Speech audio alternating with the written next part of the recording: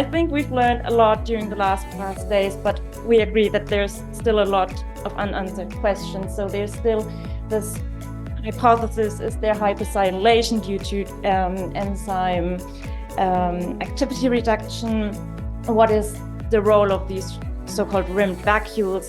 Does it have something to do with the protein aggregation in the muscle cells? We saw that there's lack of patient material of suitable models to study the actual pathomechanism of the disease. So we actually went a step back and we thought about generating a cell model just to have something for fundamental research. And we knocked out GNE in the C2C12 cell line, which is a mouse-derived myoblast cell line.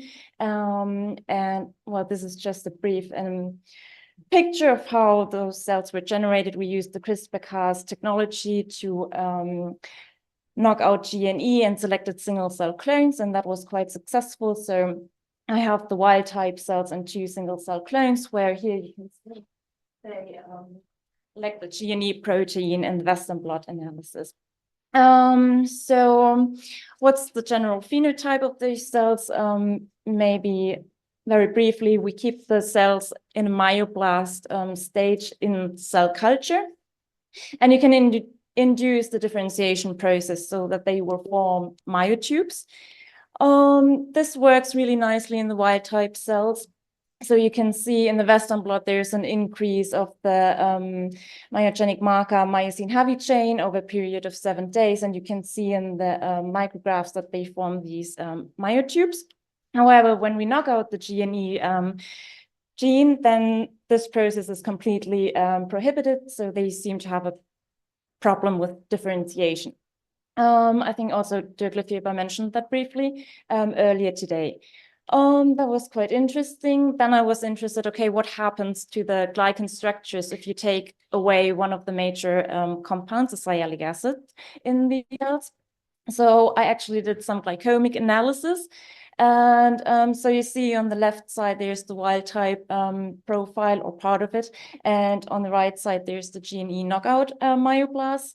And what we see is that we see significantly reduced amounts of sialic acid. There is still some probably coming from the medium because we culture them in serum containing medium.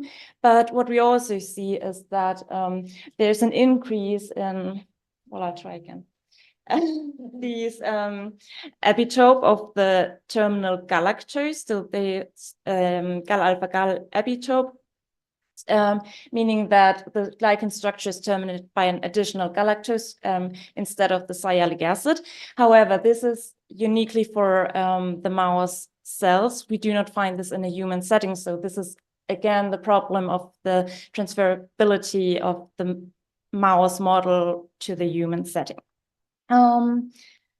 Going further, we were asking whether we can actually rescue the cellulation or the lack of cellulation in our GNE knockout cells, which we know from theory, it works nicely. Also, Rüdiger showed yesterday that it's possible to feed cells also depleted of GNE with MANAC or sialic acid, and they will incorporate them into their endogenous glycosylation pathway, rescuing cellulation.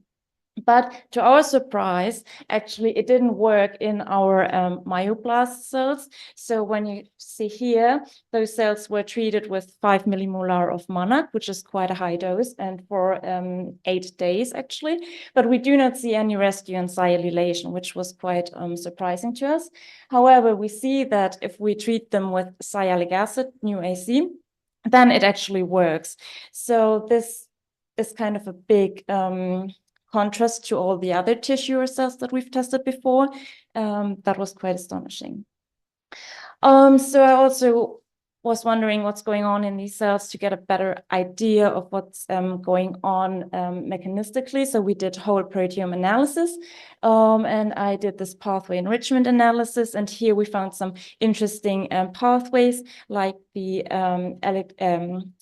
electron transport chain and mitochondrial organization.